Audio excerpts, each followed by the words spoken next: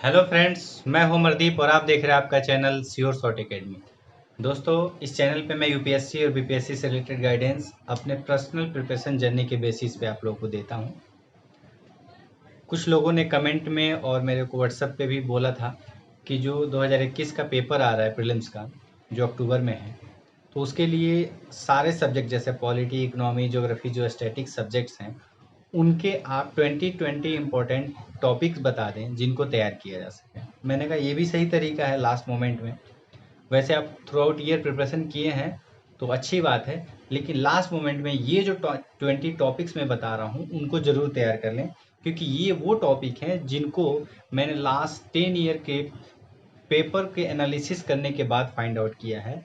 और last video में मैंने पॉलिटी सब्जेक्ट का बता दिया था।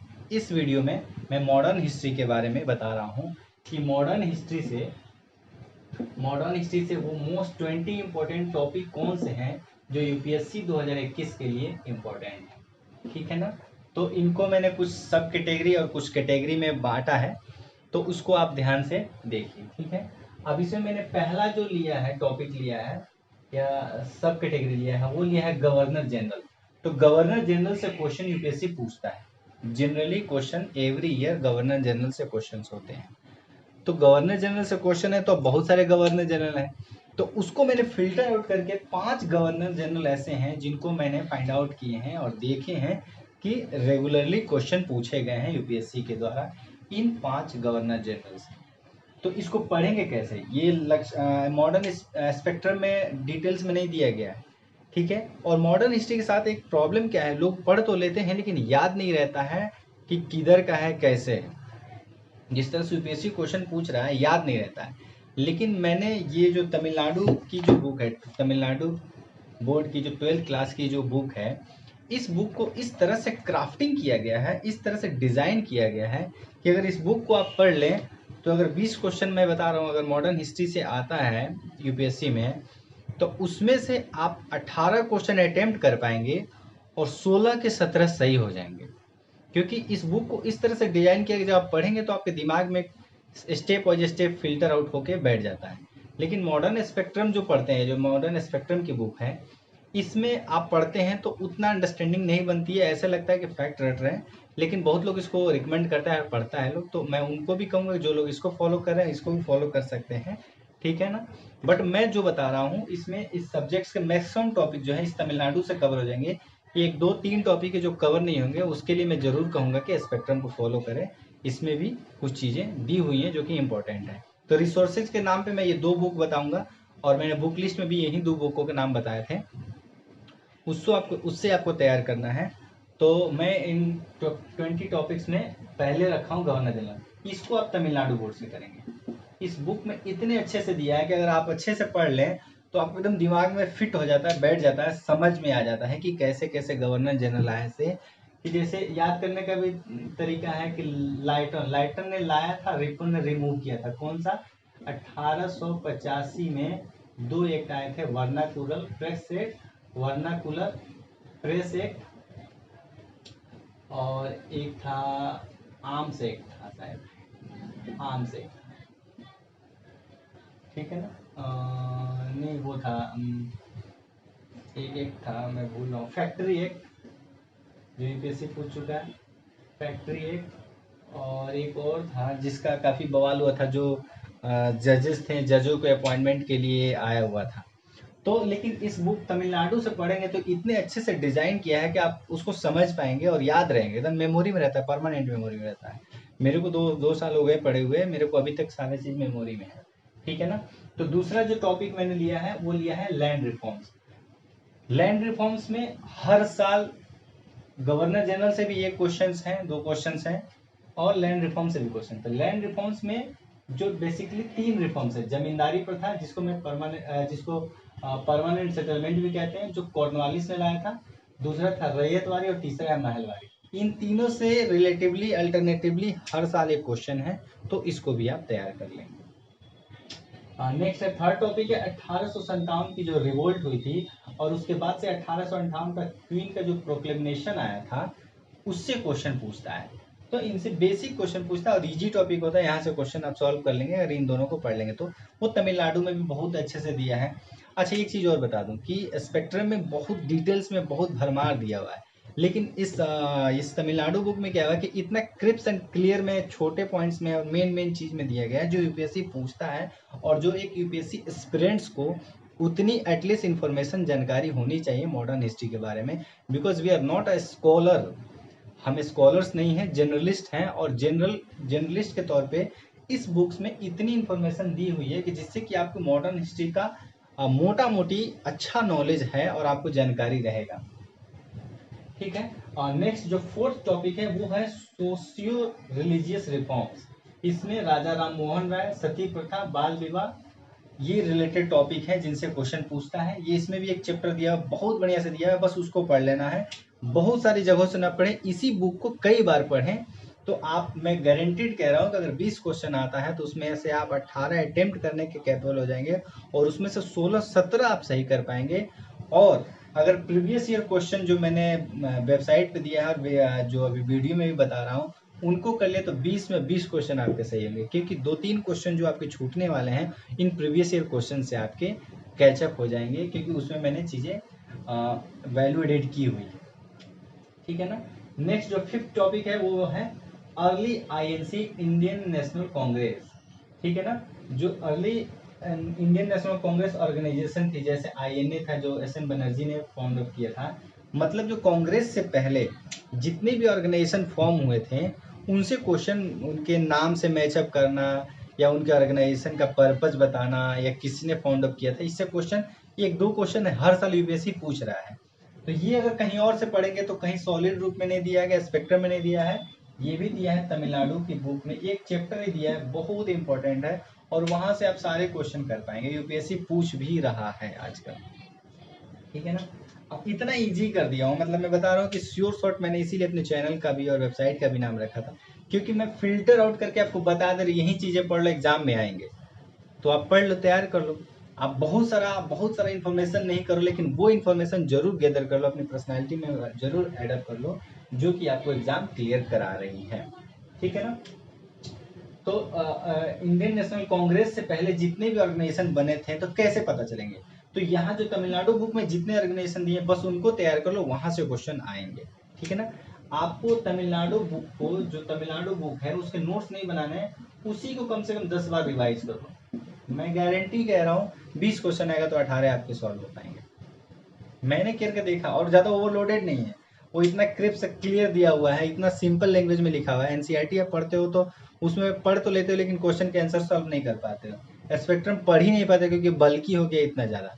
लेकिन ये तमिलनाडु बुक है, इतना छोटा और इतना क्रिप्स में दिया हुआ है, ऐसे लगे किसी ने, आपने नोट्स खुद ही बनाया अपने, उसमें अंडरलाइन कर सकते हो, हाईलाइट कर सकते हो, जैसे कि मैं दिखा रहा हूँ अपने बुक्स में मैंने कैसे करे हैं। देखिए मेरे बुक्स में मैंने कैसे हाईलाइट कर रखे हैं, पूरा बुक हाईलाइट कर रखा है। आई थिंक आपको देख पा रहे हैं आप लोग, देखिए पॉइंट्स भी मैंने इसमें, अच्छा इसमें लास्ट में क्वेश्चंस भी दिए गए हैं, हर चैप्टर के लास्ट में क्वेश्चंस भी दिए हैं, उन क्वेश्चंस को भी आप सॉल्व कीजिएगा तो काफ़ी आपको हेल्प मिलेगा उस पढ़ने के बाद से। आपने क्या सीखा इस चैप्टर से, लास्ट में ये भी दिया है कि लर्निंग आउटकम क्या था इस चैप्टर से, बहुत अच्छे से इस बुक को बनाया गया है।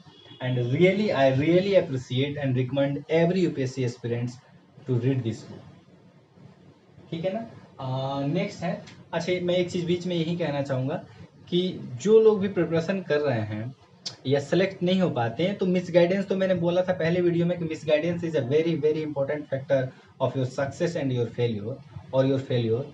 तो उसमें मेन चीज़ क्या है, resources, the limited resources, the fix, जो लिमिटेड रिसोर्सेज है उसको मल्टीपल रिवीजन करना है।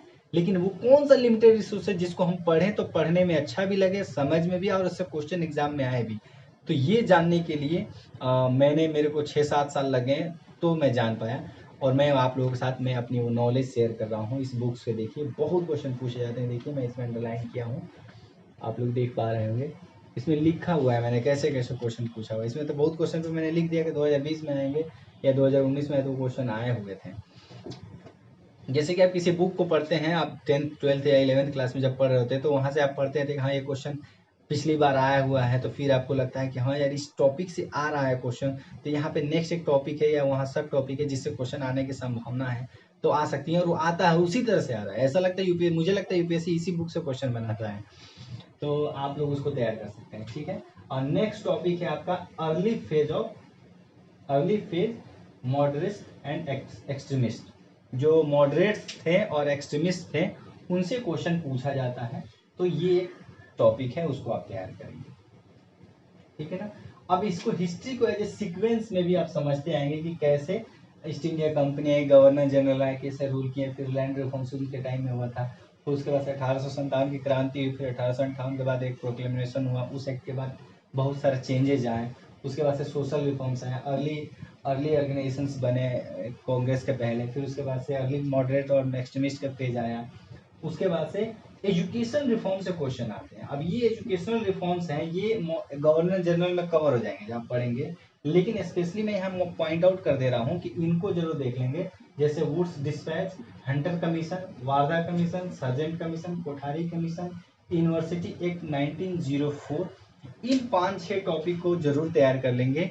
और ये तमिलनाडु में दिया हुआ है, एक दो नहीं दिया हुआ है, वो स्पेक्ट्रम में देख लेंगे, उसमें एजुकेशन सेक्टर में दिया हुआ है, एजुकेशन स्पेशली तमिलनाडु में दिया हुआ, वहाँ से 2 देख लेंगे। लेकिन आप मेन प्रेफरेंस अपने स्टडी का जो रखेंगे वो तमिलनाडु बुक ही रखेंगे, इंग्लिश मीडियम वाले। और जो हिंदी मीडियम वाले हैं उनके लिए मैंने देखा है कि कुछ लोगों ने इस पूरे बुक को ट्रांसलेट करके हिंदी में भी PDF अवेलेबल है, तो गूगल पे आप सर्च करेंगे तो हिंदी में भी PDF अवेलेबल मिल जाएगा। ठीक है ना।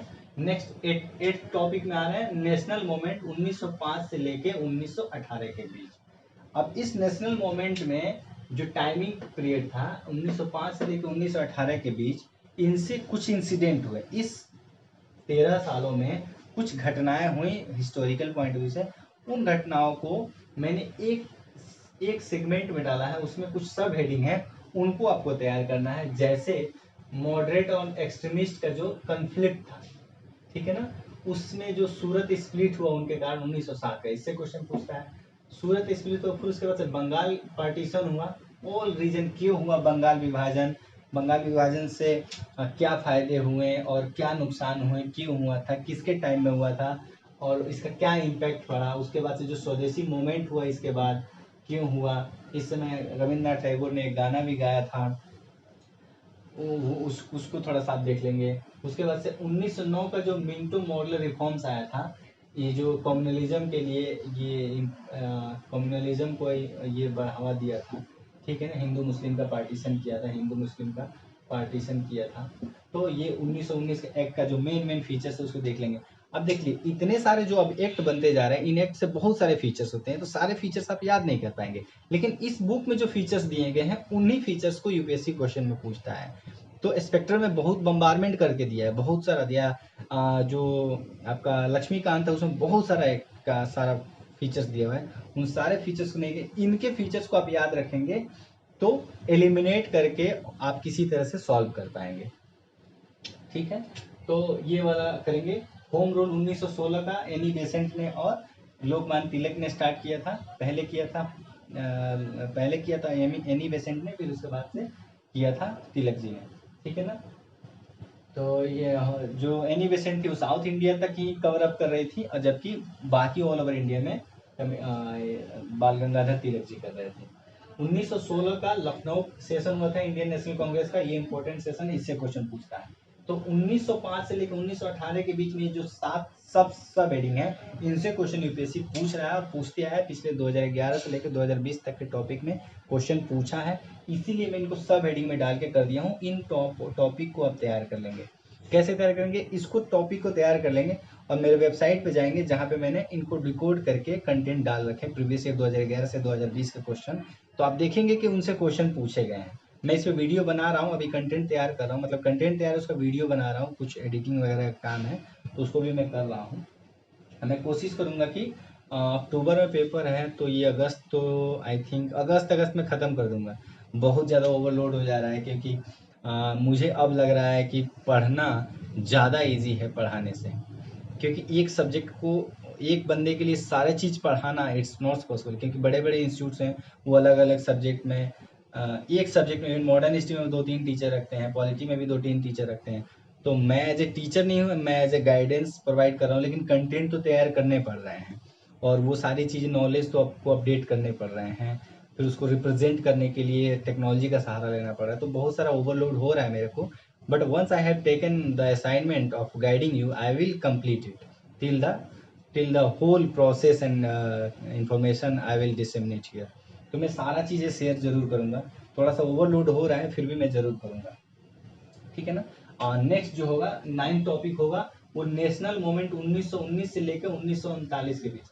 इसको मास मूवमेंट भी कहते हैं, मतलब इसमें अब मास पार्टिसिपेशन, मतलब लोगों का पार्टिसिपेशन स्टार्ट हो गया था 1919 के बाद। क्यों? क्योंकि इस समय आ गए थे गांधी जी। इसको गांधीयन फेज भी कहते हैं, Gandhian phase of national movement भी कहते हैं। क्यों? क्योंकि जब गांधी जी आए तो उन्होंने समझ गए कि पब्लिक को अगर इन्वॉल्व किया जाए तो ब्रिटिश गवर्नमेंट पे प्रेशर बनाया सकता है और अपने राइट्स को लिया जा सकता है। क्यों? क्योंकि इन्होंने साउथ अफ्रीका में सत्याग्रह किया था और वहाँ से उनकी लर्निंग थी कि ब्रिटिश गवर्नमेंट वहाँ भी मास मूवमेंट से प्रेशराइज होती थी और जो लीगल चीज़ें हैं उनको हियर करती थी और उसको सुनवाई करती थी। तो इसको मास मूवमेंट, इसमें 3 मेन इंपॉर्टेंट टॉपिक हैं जिनको मैंने देखा है। वो है मोंटेगो चेम्सफोर्ड रिफॉर्म्स, इससे क्वेश्चन पूछता है। अब इसमें बहुत सारे पॉइंट्स हैं तो सारे रिफॉर्म्स आप याद नहीं कर पाएंगे, लेकिन जो तमिलनाडु बुक में दिया गया, आप मैक्सिमम चीजें आप तमिलनाडु बुक से करेंगे। जो तमिलनाडु बुक में जो रिफॉर्म्स के पॉइंट्स दिए गए हैं, that are more than sufficient for the exam purpose. और नॉलेज के लिए उतनी चीजें जरूरी है, उतना काफी है, क्योंकि बहुत सारे रिफॉर्म्स होते हैं, सारे तो हम नहीं पता कर, लेकिन वो रिफॉर्म्स जो उसमें दिए गए हैं वो काफी जरूरी हैं और वो चीजें एग्जाम में आएंगी, ठीक है ना। उसका सब हेडिंग है, सब पॉइंट है, सब टॉपिक है। पहला था मोंटेगो, दूसरा था Rowlatt act and Jallianwala Bagh massacre, उसी टाइम हुआ था 1919 में ही हुआ था, 1919 में ही हुआ था, ठीक है ना। उसके बाद से वो था अप्रैल 1919 में हुआ था, ठीक है ना। उसके बाद से था गांधी इमरजेंस, उसके बाद से उनका गांधी का इमरजेंस, गांधी जी इसी समय आए और उनका चंपारण सत्याग्रह, अहमदाबाद सत्याग्रह, अहमदाबाद मिल स्ट्राइक और खेड़ा सत्याग्रह, इन तीनों में से एक में से किसी न किसी हर साल क्वेश्चन पूछा जाता है अल्टरनेटिव में। चंपारण से पूछा जा चुका है, खेड़ा से पूछा जा चुका है, अहमदाबाद से पूछा जाएगा, कई बार इनका सीक्वेंस पूछा जाएगा पहले कौन हुआ था, ये इंपॉर्टेंट टॉपिक है।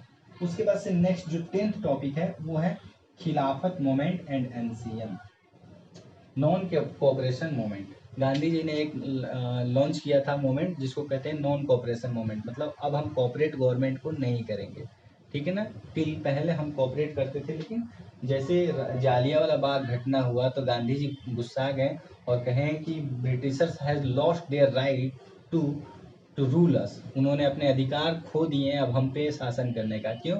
क्योंकि उन्होंने बहुत बर्बरता दिखाया और निहत्थे लोगों पे जनरल डायर ने गोलियां चलाकर लोगों को मार दिया। और उसके बाद से ब्रिटिश गवर्नमेंट ने उनको रिहा भी कर दिया, अवार्ड भी दे दिया उस जनरल डायर को, ठीक है ना। तो इसके बाद से खिलाफत और एनसीएम उन्होंने गांधी जी ने स्टार्ट किया, ये इंपॉर्टेंट टॉपिक है। नेक्स्ट है 11th टॉपिक है साइमन कमीशन, ठीक है ना। अब यहाँ थोड़ा सा मैंने छोटे छोटे पॉइंट में लिख दिया है, लेकिन मैं बोल रहा हूँ तो आप लोग उस तमिलनाडु वाले बुक में या स्पेक्ट्रम में कहीं भी आप टिक लगा सकते हैं, ठीक है ना।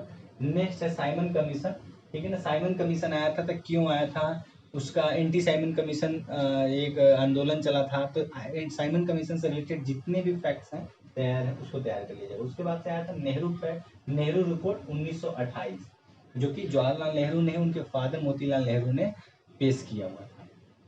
नेक्स्ट है CDM, civil disobedient movement and Dandi march. Dandi march और सिविल डिसोबिडिएंट मूवमेंट सीडीएम से क्वेश्चन पूछता है यूपीएससी, तो इसको आप तैयार करेंगे।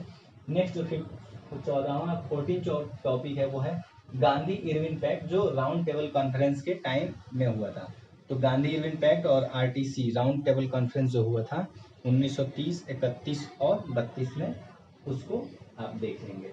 उसके बाद से नेक्स्ट 15 टॉपिक है, 15वां टॉपिक है communal award and Poona pact. Communal award एक हुआ था और उसके बाद से पूना पैक्ट हुआ था, उसको रिजॉल्व करने के लिए उससे क्वेश्चन पूछा गया है। ये कॉमनल अवार्ड से यूपीएससी क्वेश्चन पूछ चुका है कि इस समय गांधी जी ने आमरण अनशन किया था, वो कॉमनल अवार्ड था जिसको मैकडोनाल्ड अवार्ड भी कहते हैं, ठीक है ना। और नेक्स्ट टॉपिक है आपका गवर्नमेंट ऑफ इंडिया एक्ट 1919 से लेकर 1947। अब मैंने एक ही टॉपिक बताया है, लेकिन गवर्नमेंट ऑफ इंडिया एक्ट 1909 से लेकर 1947 तक जो भी एक्ट आए थे उनसे क्वेश्चन यूपीएससी पूछता है। तमिलनाडु के लास्ट चैप्टर में ये पूरा एक जगह दिया है, स्पेक्ट्रम में भी दिया है, किसी एक से भी कर लेंगे, दोनों जगह से नहीं करेंगे, ठीक है ना। और उसके बाद ये जो गवर्नर जनरल वाली आप सीक्वेंस पढ़ रहे थे उसमें बहुत सारा कवर हुआ भी है अपने आप में, ठीक है। उसके बाद से नेक्स्ट है इसी में नेक्स्ट है 17 टॉपिक है, 17वां टॉपिक है नेशनल मूवमेंट 1939 से लेकर 1947। अब एक लास्ट फेज आया जब हमें आज़ादी मिलने वाली थी, वो 1939 से लेकर 1947 के बीच में डिवाइड किया गया है। इसमें छह इंसिडेंट हुए थे, उनसे क्वेश्चन यूपीएससी पूछता है। वो 6 इंसिडेंट कौन है? पहला है अगस्त ऑफर, ठीक है, जिसको इंडिविजुअल सत्याग्रह भी कहते हैं। उसी टाइम इंडिविजुअल सत्याग्रह हुआ था 1 अगस्त ऑफर आने के बाद, ठीक है। उसके बाद से उसी में एक सब टॉपिक नेक्स्ट है क्रिप्स मिशन और क्विट इंडिया मूवमेंट जो 1942 में आया हुआ था। उसके बाद से एक हुआ था INA ट्रायल हुआ था, ठीक है। इंडियन नेशनल जो आर्मी थी, इंडियन नेवी आर्मी जो थी, उनका एक ट्रायल हुआ था, उससे क्वेश्चन पूछता है। उसके बाद से कैबिनेट मिशन है 1946, इससे क्वेश्चन पूछता है, इसको तैयार करेंगे आप। और नेक्स्ट है माउंट बेटन प्लान, जिसको 3 जून प्लान भी या जून प्लान भी कहते हैं, इससे क्वेश्चन आप तैयार कर लेंगे, इनसे क्वेश्चन पूछता है यूपीएससी, ठीक है। और नेक्स्ट है इंडियन इंडिपेंडेंस एक्ट 1947, ये इंपॉर्टेंट एक्ट है। इससे एक रेड क्लिफ बाउंड्री के लिए इंडिया और पाकिस्तान के बीच एक रेड क्लिफ बनाया गया था कमेटी, उस रेड क्लिफ क्या है ये क्वेश्चन पूछा गया है यूपीएससी, वो इंडियन इंडिपेंडेंस एक्ट में दिया गया है, उसको आप तैयार कर लेंगे, यूपीएससी क्वेश्चन पूछ चुका है। उसके बाद से 18वां टॉपिक जो है, जो मैं 20 टॉपिक टॉप 20 टॉपिक छाटे हुए हैं, सेलेक्ट किए हैं, उसमें 18 टॉपिक है पोस्ट इंडिपेंडेंस इंडिया, इंडिया के इंडिपेंडेंस के बाद क्या सिचुएशन रही, ये तमिलनाडु बुक में दिया गया, उसको केवल आप तैयार कर लेंगे। उसमें इंटीग्रेशन ऑफ स्टेट्स से रिलेटेड आप क्वेश्चन बना के पूछ रहे हैं, अभी 2-3 सालों से एक क्वेश्चन पूछ रहा है, तो इसको तैयार कर लेंगे। 19वां टॉपिक हो गया ट्राइबल एंड फार्मर्स मूवमेंट, इसको जरूर तैयार करेंगे, कोई ऐसा साल नहीं है जिससे फार्मर्स या ट्राइबल मूवमेंट से ये क्वेश्चन ना हो। इवन 2 क्वेश्चन पूछे गए हैं, एक ट्राइबल से भी और फार्मर से भी। तो पीजेंट मूवमेंट, जिसको फार्मर मूवमेंट भी कहते हैं, किसान आंदोलन, और ट्राइबल आंदोलन मतलब जो ट्राइब्स होते हैं वो उनसे क्वेश्चन, ठीक है ना। और लास्ट है 20th है लैंड रिफॉर्म्स आफ्टर 1947, 1947 के बाद जो लैंड रिफॉर्म्स हुए थे। 2013 में भी लैंड रिहेबिलिटेशन एक्ट पास हुआ था, जिससे क्वेश्चन यूपीएससी मेंस में पूछा था, इसलिए आप इससे भी तैयार कर लेंगे।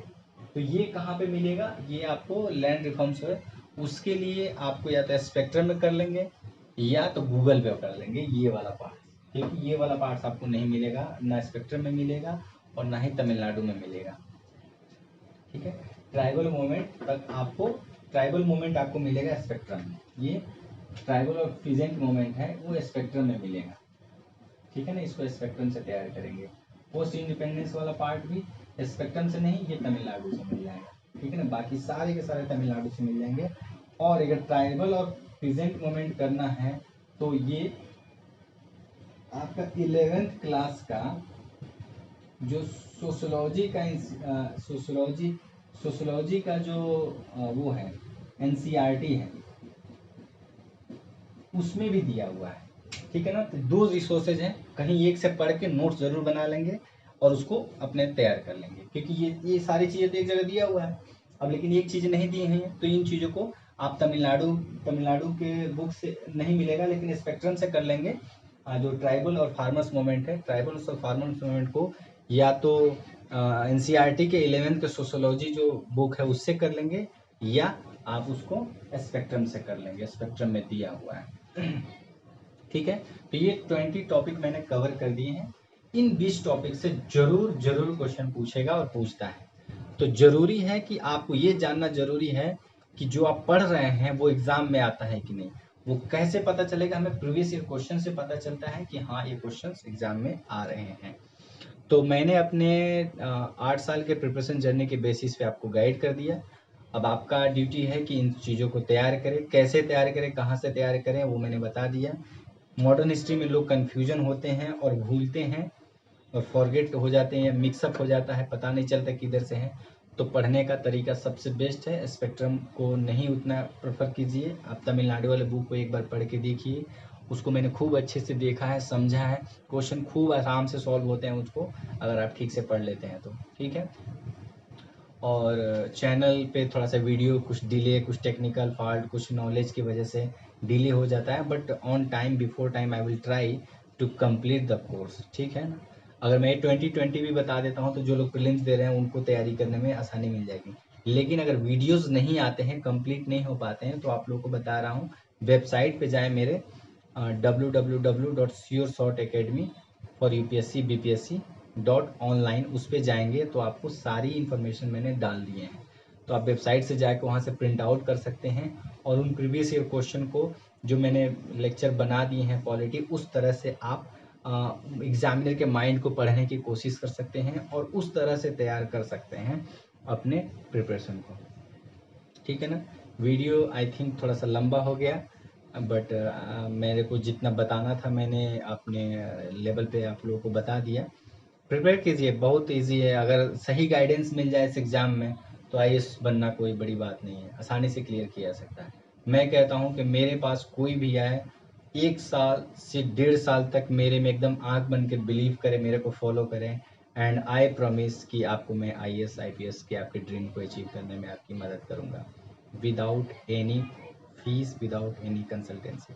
आपकी मर्ज़ी, जब आपको लगे कि, वैसे मैं इस पूरे मॉड्यूल को प्लान किया हूँ कि मैं ये टारगेट रखता हूँ कि अगर मैं आईएएस नहीं बना तो कम से कम हिंदुस्तान के हर एक ज़िले में एक आईएएस आईपीएस जो हो वो मेरे गाइडेंस से, मेरे हेल्प से बने, ताकि मैं पूरे हिंदुस्तान पे जो ये समस्याएं हैं, मिस गवर्नेंस का, पुलिस सिस्टम का, करप्शन का, वो लोग जो लोग विदेश की सेवा करना चाहते हैं, come and join me, and I promise कि मैं आप लोगों के ड्रीम को पूरा करूँगा। क्योंकि लोग आईएएस आईपीएस बन तो जाते हैं, लेकिन सिस्टम वैसा का वैसा ही है। क्यों नहीं चेंज होता है सिस्टम? क्यों नहीं इतने ऑनेस्ट लोग आते हैं सिस्टम में, तो क्यों नहीं लोगों को सॉल्व हो पाते हैं? क्यों आईएएस आईपीएस एक्सेसिबल नहीं होते हैं? मेरा अपना पर्सनल एक्सपीरियंस है कि मैं खुद ही एक आईएएस से मिला और एक करप्शन का चार्जेस उनसे बताया, but he has not taken any action. ये रिसेंट है। और एक आईपीएस को मैंने फ़ोन करके बोला कि सर ऐसे मेरे साथ घटना हुई है और मेरे को हेल्प चाहिए, तो उन्होंने कहा कि थाने पे फ़ोन करो, आईपीएस को डायरेक्ट फ़ोन कर देते हो, और ये क्या बात होती है? थाने वालों को मैंने कहा कि थाने वाला नहीं सुन रहा है, तो कह रहे क्यों नहीं सुनेगा, कि जाकर बात करो। तो मेरे को समझ में आया कि क्या सिस्टम चल रहा है, और शायद यही रीज़न है कि मेरे को हमेशा मोटिवेट करता है सिस्टम में आने का और सर्विस में आने का, ताकि मैं लोगों को जस्टिस प्रोवाइड कर सकूं। जो फेथ, जो बिलीफ लोगों का है एक आईएएस आईपीएस में, उसको रीबिल्ड कर पाऊँ। मैंने अपनी लाइफ में एक आईएएस ऑफिसर भी देखा है, गौरव अग्रवाल 2011 का, जिनको मैं काफ़ी एडमायर करता हूँ। बहुत ऑनेस्टली वर्क करते हैं, बहुत सारे अपने क्रिएटिविटी माइंड से वो रिफॉर्म्स लाए हैं। आईपीएस ऑफिसर थे संजय रत्न, जिनसे मैं इंस्पिरेशन लेकर प्रिपरेशन स्टार्ट किया था।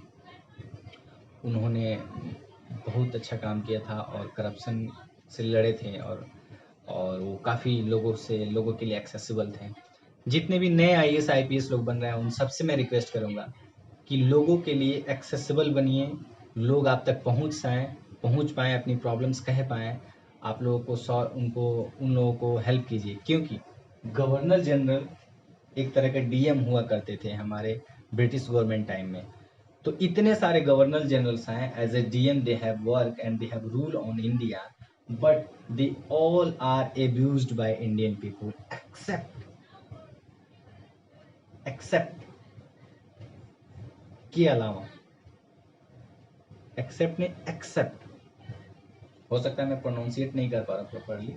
तो इसमें एक थे रिप्पन, इनको कहा जाता रिप्पन द गॉड, इनको कहा जाता था रिप्पन द गॉड। ये बंदा आया था, इतना सर्विस किया, मतलब हर बुराई में, रावण काल में भी एक विभीषण था जो देश की सेवा, समाज सेवा और लोगों की सेवा करना चाहता था। उस तरह से ब्रिटिश गवर्नमेंट के टाइम में भी ये एक बंदा आया, रिप्पन द गॉड, इसको रिप्पन द गॉड कहा जाता था। लॉर्ड ने गॉड, इंडिया के लोग इसको एज ए गॉड कहता था। क्यों? क्योंकि ये जब आया था तो इसने हिंदुस्तान के लोगों का शोषण नहीं, हिंदुस्तान में रिफॉर्म्स लाए थे, बहुत सारे socials, political, economical, judiciary, educational, बहुत सारे रिफॉर्म्स किए थे, बहुत सारे इन्होंने रिफॉर्म्स किए थे। इस वजह से इनके टाइम काल में जो इंडियन पीपल्स थे, लोग थे, उनको हरेसमेंट फील नहीं हुआ था, उनको लगा था कि राम राज आया है। And I am honestly speaking, अगर अच्छा IAS IPS किसी भी ज़िले में है तो वहाँ की जनता बहुत सुखी रह सकती है, क्योंकि पॉलिटिकल लीडर्स होते हैं वो तो चुनाव लड़के चले जाते हैं, वो नहीं उतना इफेक्टिव होते, क्योंकि governance are in the hand of IAS and IPS। तो मैं सभी IAS IPS को मैं रिक्वेस्ट भी करना चाहूँगा, वेदर दे आर न्यू और ओल्ड, प्लीज़ प्लीज़, जो आप लोग प्रिपरेशन कर रहे थे और जो चीज़ें आप समझते थे प्रिपरेशन के दौरान, आपने हिस्ट्री, पॉलिटी, ज्योग्राफी जो समझा और जो फील किया, उसको आप ताज़ा कीजिए और ऑनेस्टली डिवोट कीजिए अपने लाइफ को, अपने टाइम को toward the service of the people. हाँ, बहुत लोग फ्रस्ट्रेट हो जाते हैं सिस्टम से, गवर्नमेंट से, पॉलिटिकल सिस्टम से, और बहुत लोग इससे भी फ्रस्ट्रेट हो जाते हैं जिनको लगता है कि सोसाइटी में लोग जो हैं वो उतना नॉलेजेबल नहीं है, या सोसाइटी के जो लोग हैं वही काफ़ी करप्टेड हैं और उनका कुछ नहीं किया जा सकता, वो ऐसे के ऐसे ही रहेंगे। तो ऐसा नहीं है, आप अपने हैंड पे गुड गवर्नेंस दीजिए। अगर किसी को आधार कार्ड बनवाने हैं, किसी को राशन कार्ड बनवाने हैं, किसी को उसको उसकी FIR लिखवाना है, किसी को चोरी हो गया है, किसी के साथ गलत हुआ है, तो अगर वो अच्छे से उनको सर्विस दिया जाता है तो उनका बिलीफ ज़रूर बढ़ेगा, और जो चोर होंगे या जो गलत करने वाले होंगे उनके अंदर डर भी बनेगा, और जिनका हरेसमेंट हुआ है, जिनका शोषण हुआ है, उनके अंदर बिलीफ भी होगा कि हाँ, कुछ गवर्नेंस नाम की चीज़ें हैं जो हमारी रक्षा कर रही हैं और हमें सोसाइटी में रहने के लिए कंफर्टेबिलिटी प्रोवाइड कर रही हैं। सेफ्टी एंड कंफर्टेबिलिटी प्रोवाइड करता है एडमिनिस्ट्रेशन और जो पुलिस डिपार्टमेंट है। तो आप सभी से निवेदन है, जितने भी ऑनेस्ट IAS IPS आज के डेट में न्यू लोग आ रहे हैं या जो लोग सिस्टम में आ रहे हैं, वो अगर ऑनेस्टली वर्क करें तो ज़रूर, मतलब बहुत गोल्डन बनाया जा सकता है अपना कंट्री को। कुछ एलिमेंट्स हैं हमारे सोसाइटी में जो प्रॉब्लम्स क्रिएट करते हैं, वो सारे ख़त्म हो जाएं, और वो भी जेनेटिकली नहीं है, वो भी सिचुएशनल है, क्योंकि उनको भी लग जाए कि अच्छी गवर्नेंस, उनको भी अगर पता चलेगा कि अच्छा पुलिस है, अच्छा दरोगा है, वो FIR दर्ज करके मुझे भीतर कर देगा, तो क्राइम नहीं करेगा। बैंक मैनेजर है या कोई डिपार्टमेंट है गवर्नमेंट का, या करप्शन बाकी डिपार्टमेंट्स में हो रही है, तो उनको पता चला कि इतना ऑनेस्ट IAS ऑफिसर है जो कि हमारे ऊपर कार्रवाई कर देगा, हमारी नौकरी चली जाएंगी, तो वो लोग ऑनेस्टली वर्क करेंगे और हमारे देश में गवर्नेंस और पुलिस सिस्टम अच्छा होगा, तो पूरा का पूरा देश अच्छा हो जाएगा। और जो 135-40 करोड़ लोग जो हमारे देश की जनसंख्या है, इनका जो माइंड सेट है फ्रस्ट्रेशन से हट के प्रोडक्टिविटी में जाएगा, और फिर हमारा देश आगे बढ़ेगा।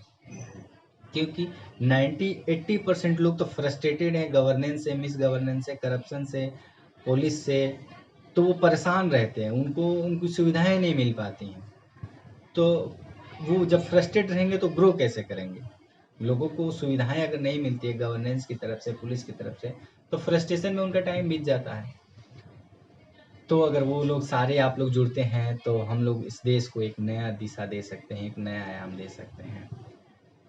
उसी क्रम में मैं ये अपने आप में एक प्लेस किया हूँ कि कम से कम एक IAS एक IPS हमारे द्वारा, मेरे गाइडेंस से, ऑनेस्टी के साथ देश की सेवा के लिए अगर लगना चाहता है तो मेरे इस गाइडेंस प्रोग्राम में आए, मेरे को कमेंट में किसी भी वीडियो के कमेंट में मेरे को कमेंट करें।